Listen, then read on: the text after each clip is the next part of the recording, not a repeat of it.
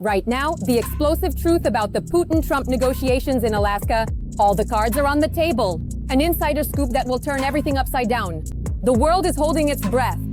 Shock, the Caucasus is a powder keg. Russia attacks Azerbaijan. SMO 2.0, a stab in Putin's back. Baku is arming Ukraine. Disaster is near. The launch of the nuclear burevestnik. Fear grips the West. The killer missile is on the launch pad. What is Putin targeting? Breakthrough? No. Everything to ashes. Pokrovsk stands strong. The AFU are burning Putin's assault squads at every position. Russia is losing the front. Ukrainian drones are doing the impossible. Cutting to the quick. The US wants to take the Russian Federation's islands. China is in the White House's crosshairs. There is no water and there won't be. But hang in there. Donbas is on the brink of a humanitarian disaster. All this and more coming up in our episode of Hotspot. Urgent, explosive summit in Alaska. Putin and Trump have decided the fate of the world. What was left out of global geopolitics? The conspiracy of the century. The world is holding its breath. What was happening behind the scenes of the meeting? Watch the most explosive summit insider information from Alaska right now.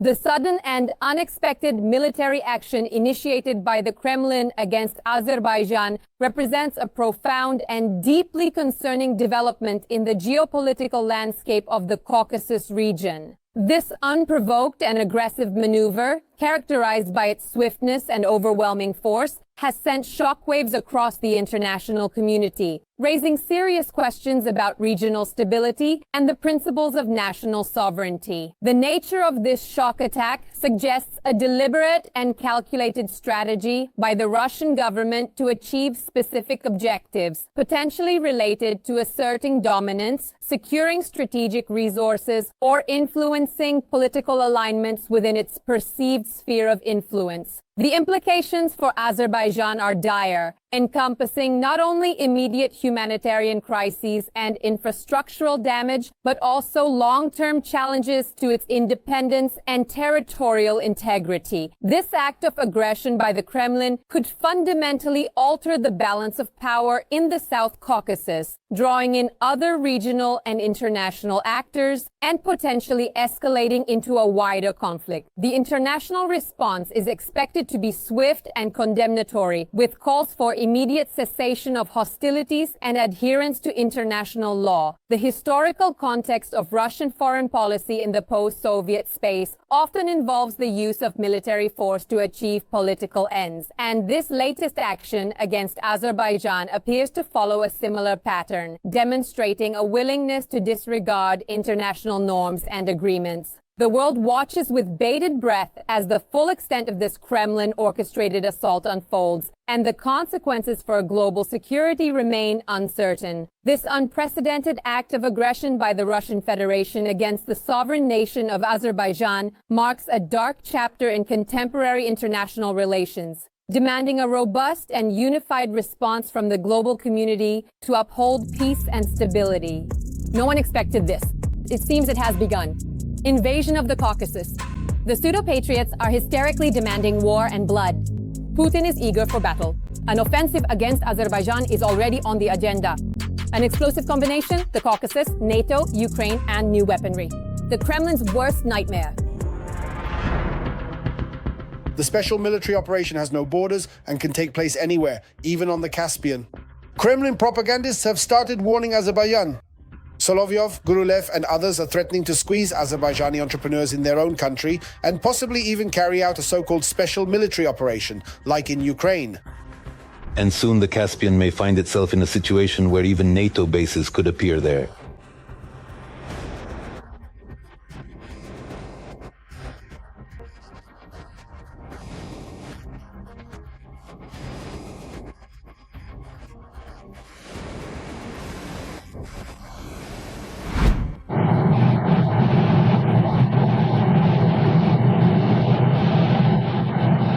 They really won't understand it on the ground.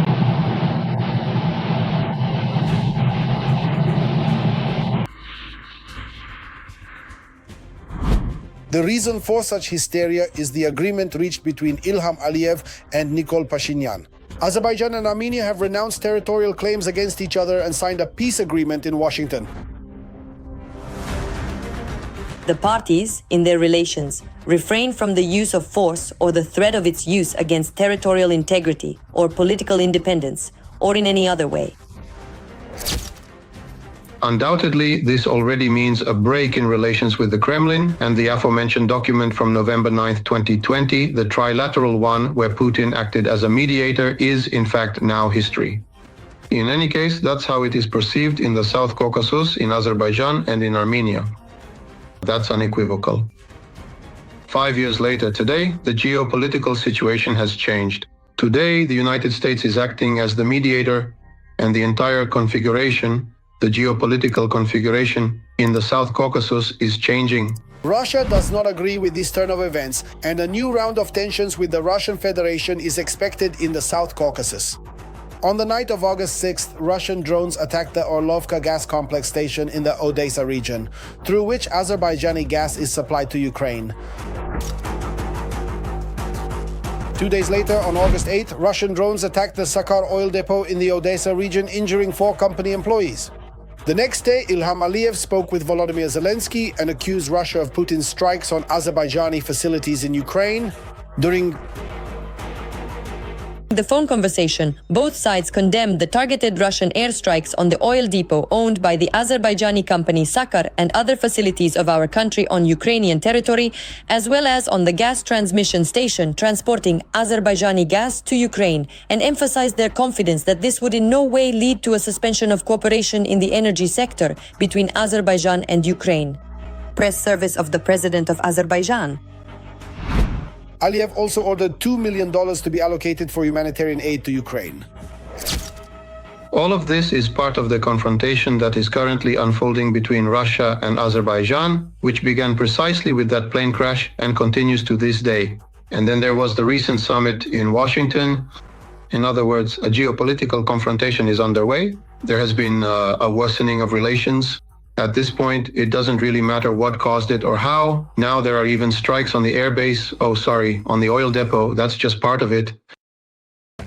Azerbaijani media, citing government sources, report that if Russia continues its aggressive policy toward Azerbaijan's interests, official Baku will begin to consider lifting the embargo on supplying weapons to Ukraine from its own arsenal.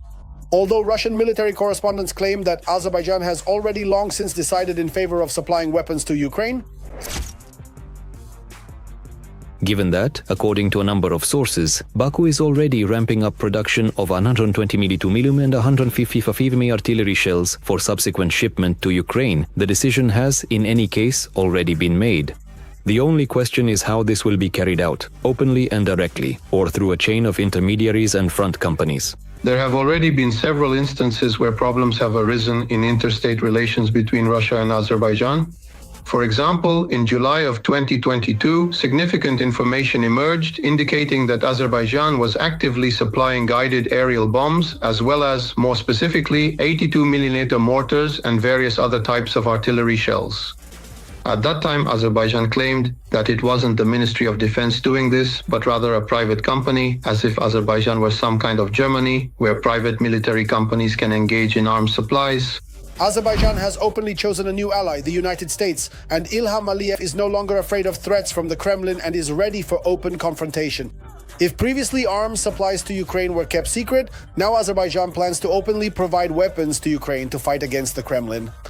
And Putin has in fact finally lost his influence in this region.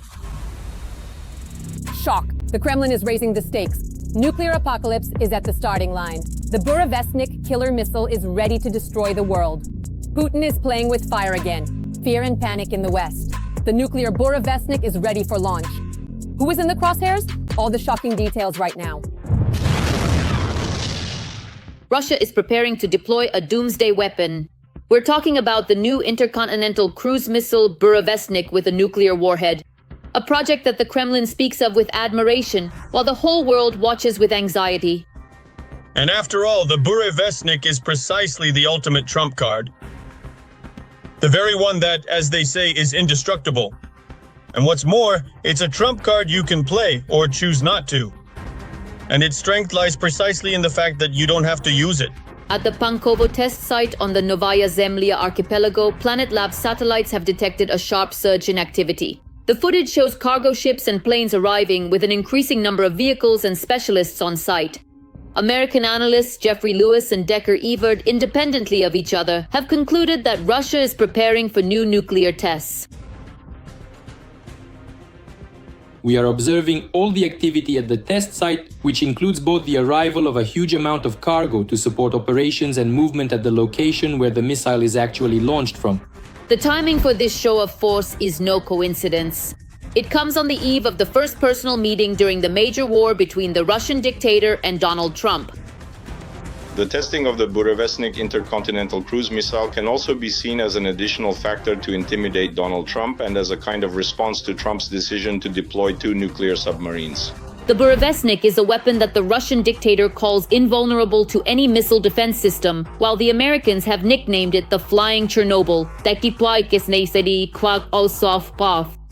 However, there are many caveats. Experts doubt whether the missile will actually be able to evade air defenses.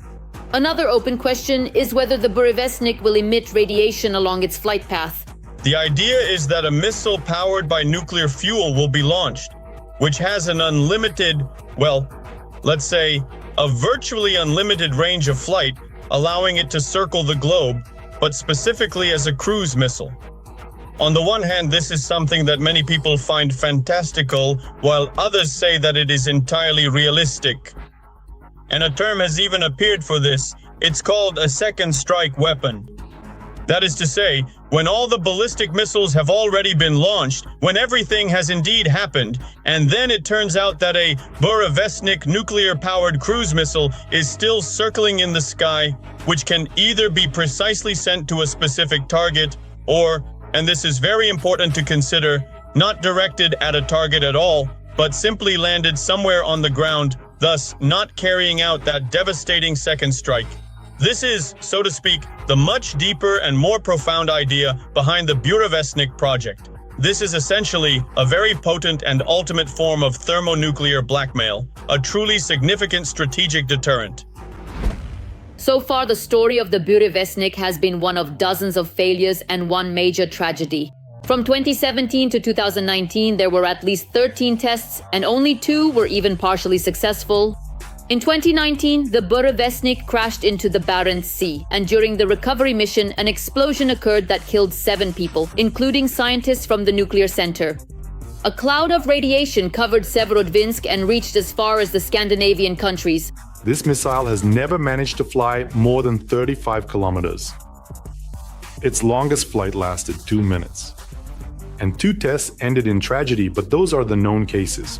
What lies behind Moscow's latest move is still unclear.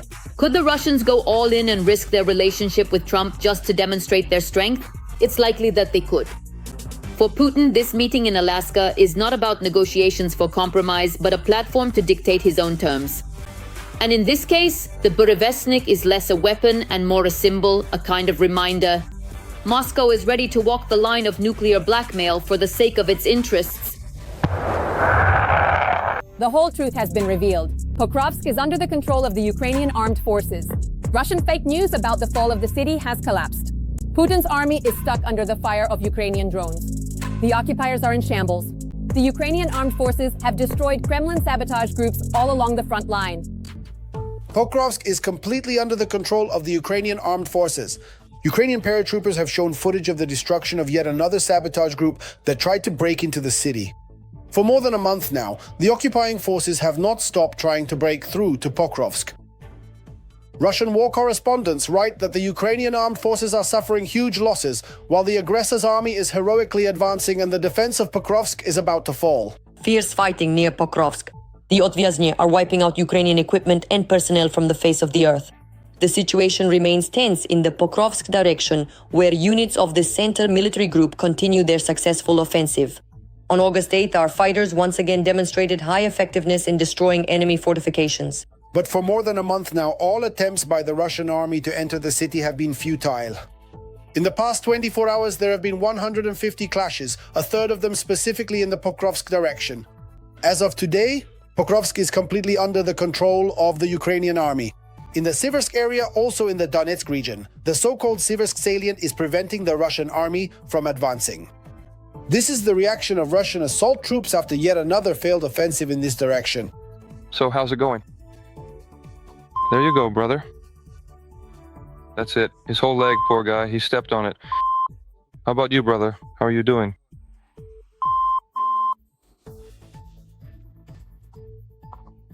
So here we are, just sitting.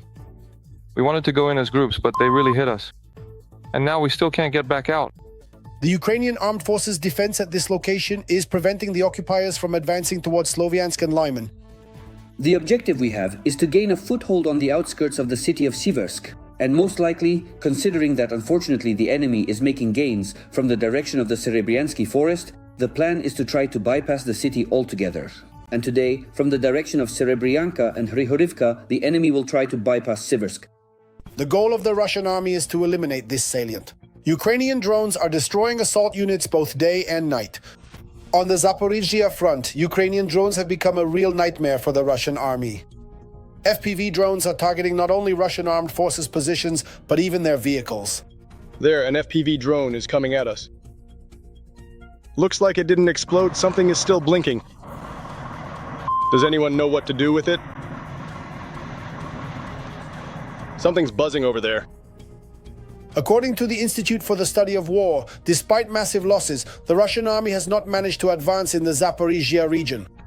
Russian forces attacked northeast of Huliaipol in the areas of Zelenipol, Novodarivka, Novopil, Timirivka, and toward Novoivanivka, as well as east of Huliaipol in the areas of Zeleny High and Malinivka, but did not advance. Unfortunately, the Russian army managed to occupy the first settlement in the Dnipropetrovsk region. These updated figures are provided by the resource Deep State.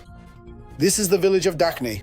However, there is still no official confirmation from the General Staff. Despite the difficult situation along the entire front line, the Commander-in-Chief of the Ukrainian Armed Forces, Oleksandr Syrsky, stated in his recent interview that the war will end solely on the terms of the Ukrainian army. The war must end in a way that benefits us, and we must do everything to achieve that. We must win, not retreat. We must destroy the enemy. We must inflict such losses that the enemy will be forced to end this war, and do so not from a position of strength, but on our terms. And most likely, these words have a solid foundation, unlike the propaganda statements coming from the Russian Federation. Every voice matters. Join our community, support independent journalism, and help us bring you the truth from Ukraine. Become a member of Ukraine Today. Join us now. Urgent. The US will cut off a piece of Russia.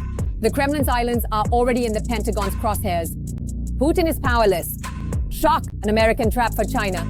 The US is aiming at the heart of the Pacific Ocean. Shocking details coming up. A high-profile initiative from the United States. Washington is considering the possibility of buying the Commander Islands from Russia. This idea was voiced by U.S. Army Lieutenant Colonel Jeffrey Fritz. And judging by how actively this statement is being promoted in the world press, Donald Trump is quite open to making such a deal with the Kremlin. The United States is presented with a transformative opportunity that could strengthen Arctic security, reunite a divided indigenous population, and reaffirm America's leadership in a rapidly developing region. The proposal is for the United States to pursue a peaceful and pragmatic acquisition of the Commander Islands from the Russian Federation. Located where the northern Pacific Ocean meets the Bering Sea, this remote archipelago is home to about 676 residents of the Russian Federation. Its size is approximately 431,000 square kilometers, which is roughly equivalent to the area of California. The price in question is no less than about $15 billion. The estimated value includes $6.5 billion for the land itself and $4 billion for the natural resources located on its territory. Another $2.5 billion will be added by the US for the biodiversity and environmental value of the Commander Islands. And Washington is ready to pay another $2 billion for the local infrastructure. And all this for what? To monitor potential activity of Chinese submarines. By acquiring the Commander Islands, the United States would gain a crucial location for deploying advanced underwater surveillance technologies, including an integrated underwater monitoring system, hydroacoustic antenna arrays installed on the seabed, and radar systems integrated with satellites. This directly aligns with the objectives outlined in Section 18 of the Presidential Decree from April 2025 on restoring America's maritime dominance. At the same time, the American lieutenant colonel acknowledges that the very idea of the US acquiring new territories could be controversial against the backdrop of Russia's war against Ukraine. Purchasing territory from the Russian Federation would, in effect, mean transferring funds to an aggressor state. But instead of cash, Washington proposes to allocate $15 billion through humanitarian or environmental programs to avoid directly funding the Russian budget. Moscow responded harshly to this initiative from the American colonel, though without much specificity. Maria Zakharova stepped in to speak on behalf of Putin. The official representative of the Russian Ministry of Foreign Affairs called the generous American offer a terrible crime. This shouldn't even be commented on, since selling out the motherland is considered both by law and by conscience one of the gravest crimes in our country. But the local residents, upon hearing this news, were genuinely delighted. The prospect of becoming citizens of the United States inspired them. After all, living under Putin is extremely difficult for the inhabitants of the Commander Islands. Before you plan a trip to the Commander Islands, try to find them on the map. And once you see these tiny islands surrounded by ocean, learn that the highest point is only 755 meters and that there isn't a single tree here. Then you can decide for yourself whether it's worth coming here or not. Because everything here is ruled by, oh. It's flooding. The weather rules everything here, and it dictates everything. But the wishes of the local residents alone won't be enough for a fateful deal between the US and Russia. As they admit in Washington, they don't really believe the event will succeed. However, they're also in no hurry to turn down the offer. After all, Donald Trump, of course, we understand that he's someone who wants to make a lot of deals, financial deals, profitable deals, and deals with Russia as well. But despite having spoken with Vladimir Putin so many times, not once, not a single time, has he managed to achieve anything. They talk about grandchildren, about hockey, about movies, about anything at all except business. Nothing works out with Vladimir Putin. It's impossible to reach any agreement with him. And as military analysts explain, Russia itself doesn't even have the right to dispose of its own Commander Islands. On such a sensitive issue, Putin relies entirely on Beijing's will. Whatever Xi Jinping says, that's what the Kremlin will do. Russia is not a sovereign actor. It truly isn't.